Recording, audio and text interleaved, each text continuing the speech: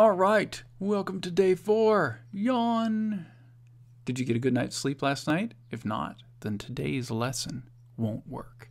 Let me explain. There's this idea called memory consolidation. Not just an idea. This is something that's been studied and used by all kinds of different groups of people.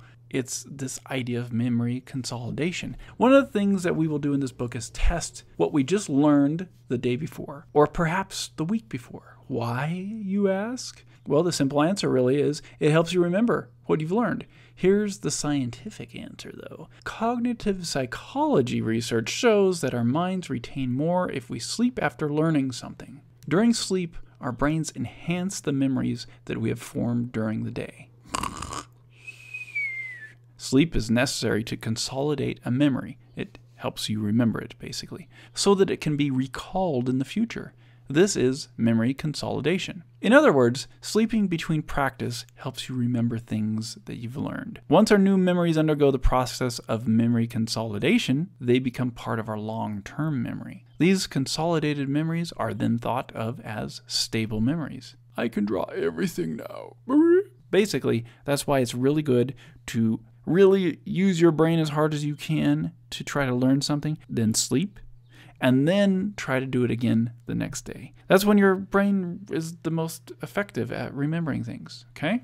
Sleep on it. Okay, so let me introduce you to the section called sleep on it. This idea in cognitive drawing is we have to sleep between practice. And then we have to try it again after we've consolidated those memories. So whenever you see sleep on it, you will be asked to recreate what you just learned the other day to help you consolidate those memories. It's time to test what we just learned yesterday. So don't flip back. No, don't flip back to any of the previous pages. Nope. On the lines to the right over here, draw a simple man using correct proportions with all the things that you learned yesterday. Use the lines as guides.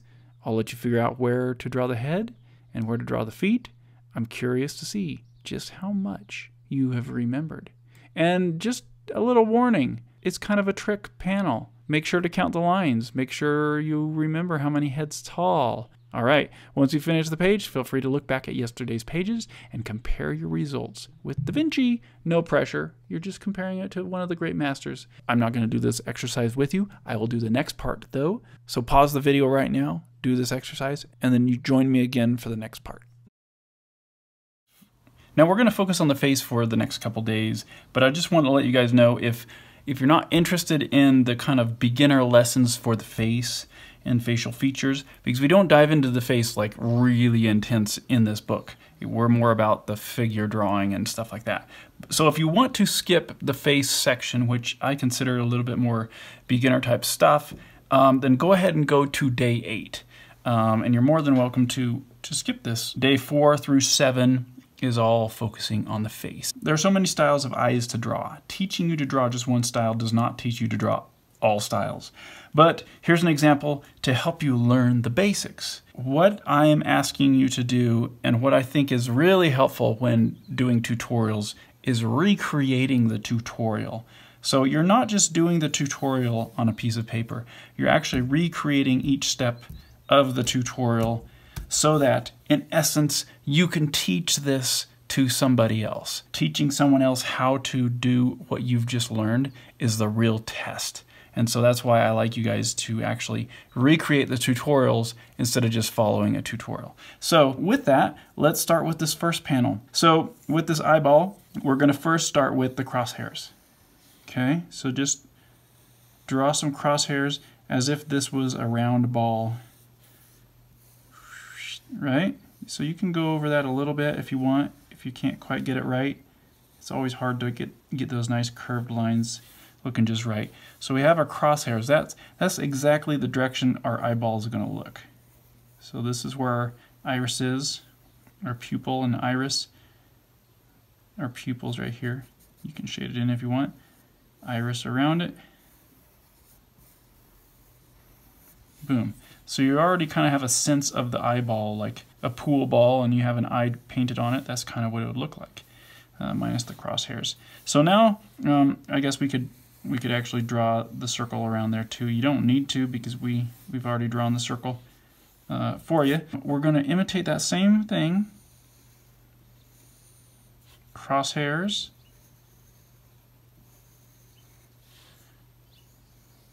Get the iris in there. I'm sorry, the pupil in there. And then the iris. I think I get that right. Pupil and iris. And then we're going to put in the eyelids. Now this is just to kind of help you like start visualizing how the eyelids actually go over the eyeball. We're thinking of it as a ball and how this opening suddenly reveals the eye under it, you know, like if you don't have any of this stuff. And so even though we have this eye shape in here, if we didn't have this ball here, it would just look like a regular eye. One of the things that's interesting about starting with this ball is now we can start seeing that the ball actually exists under the skin, you know, so you can draw these kind of like lines, these kind of saggy lines of where the skin is wrapping around that ball for the eyeball, right? And then we got this one over here, which is we're going to start the same thing. We're going to draw these crosshairs. It doesn't matter if they're a little different than the last panel, you know, as long as you understand what is going on. That's the idea here.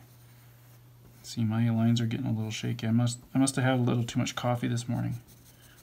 So there we have the crosshairs, and then we've drawn this eyelashes, not eyelashes, but eyelids, lines over top of that.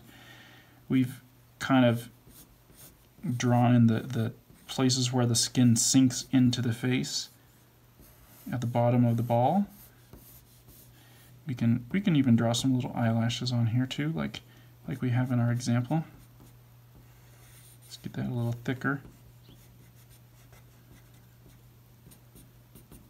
So this is looking more like a girl eye because I'm adding so much more dark lines around it for the makeup. Almost makeup looking. And then we could put in our little eyebrow up here like it shows in the side over here. And then these lines over here, sometimes students are like, wait, what does this mean?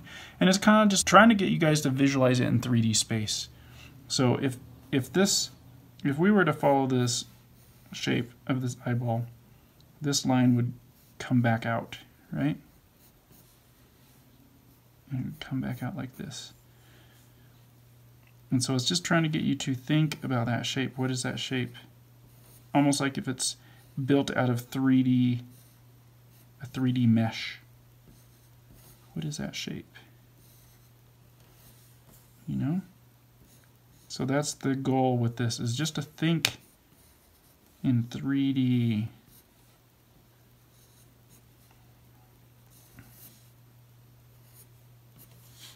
Okay?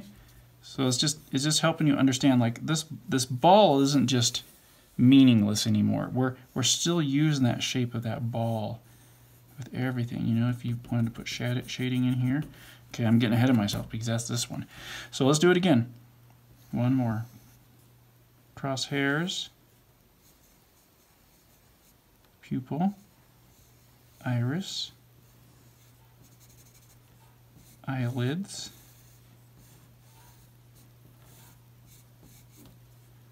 let's go ahead and put a couple eyebrows, eyelashes on there. Just for fun, we're thinking of this shape. This shape is still part of our drawing, this ball shape. Eyelash kind of sinks in here.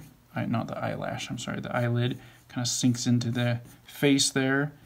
We have the eyebrow, however you want to draw that thing.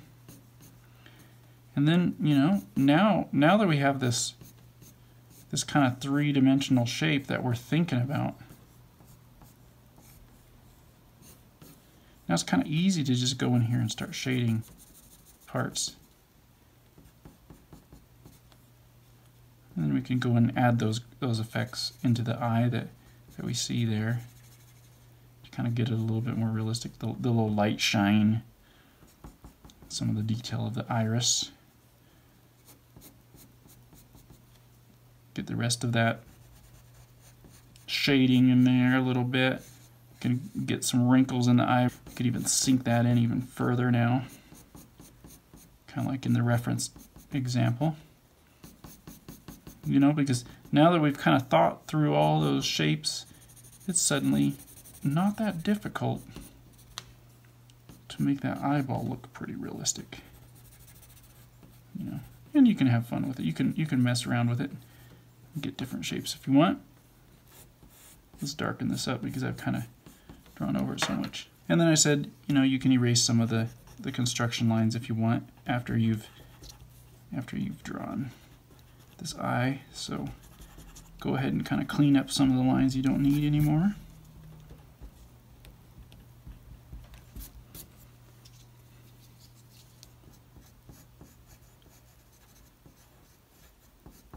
There you go.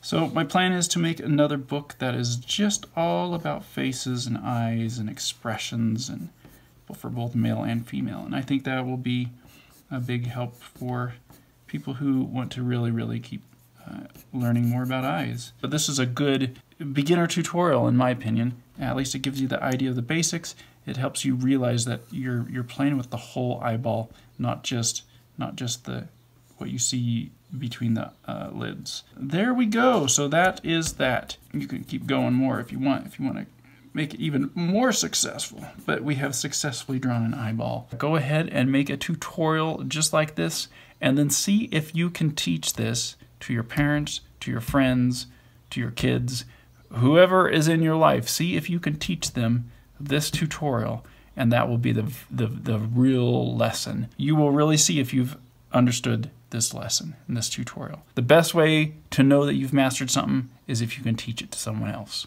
Okay, that's today's lesson. I'm Jason Brubaker. Thanks for watching. Do you want to learn to draw the female figure quickly and from memory without going to an expensive art school?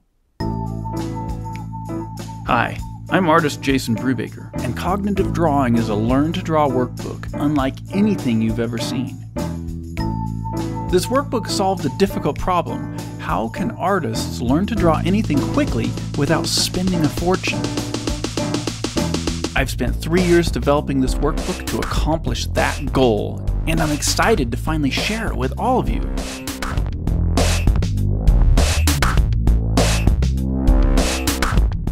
I grew up in a small town. I had no more than high school education, but I was determined to teach myself how to draw. Well, it worked.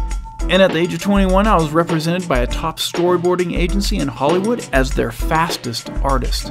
And I worked in Hollywood for the next 20 years on hundreds of projects with all the top studios, as well as my own comics and graphic novels. One of the questions I get asked over and over is, how did I get my artwork to this professional level without an expensive art education? Cognitive drawing, of course.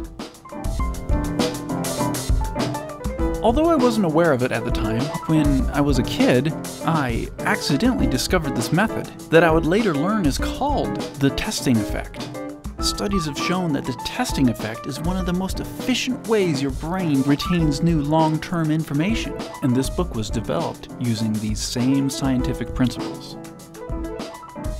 Cognitive Drawing has had over 1,000 beta testers, which have included homeschoolers, charter schools, high schools, and people who just wanted to expand on their college educations. Of those testers, 90% saw an immediate improvement in their drawing and retained what they learned.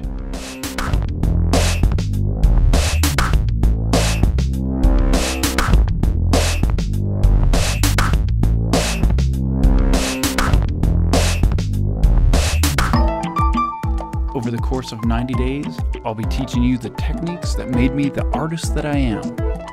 And with Cognitive Drawing, learning is as easy as sketch, test, results. Pick up your copy and let's get started. And pick up the second edition of the Male book as well, which has been completely remastered with more tips, tricks, tutorials, and techniques.